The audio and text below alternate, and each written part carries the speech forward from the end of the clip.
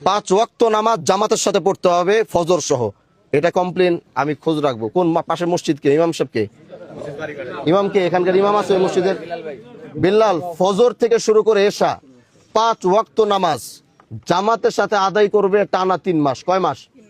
এর মধ্যে একদিন ফজরের জামাত যদি মসজিদে উপস্থিত না হয় ওইটা আপনি লেখা রাখবেন, মনে থাকবে। কি বলছি কথা বুঝেন নাই আপনি আমার? হ্যাঁ, ফজর থেকে নিয়ে এশা 5 ওয়াক্ত নামাজ জামাতের সাথে টানা 3 মাস। কয় মাস? টানা 3 মাস। একদিন মিস হবে, একদিনের হাজিরা আমি রাখবো, খবর রাখবো।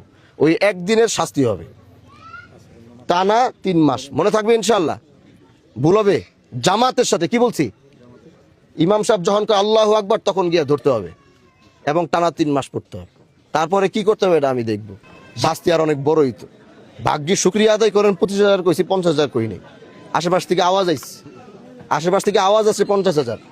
আমি ওর দিকে তাকিয়ে কইছি 25,000। একটা কথা না, এই 25,000 কই থেকে কামাই দিব, কইতে কামাই দিব, দিয়ে দিবে। শাস্তির মতো দিতে দেন, সহযোগিতা করবেন না। কথা বুঝাতে পারছি? সহযোগিতা করবেন না। ভুল করছে শাস্তি ওরা পাইতে দেন। এবার ও খাইটটা 25,000 টাকা দিয়ে দিবে, তাহলে গায়ে লাগবে। অপরাধ করার সময় আগামীতে ভুল করলে, আজকে তো 25,000 কইছে, আগামী তো আর এলাকায় থাকতে পারবে না, জরিমানা করবো তখন 1 লাখ, তখন বুঝবো না কেমন লাগে।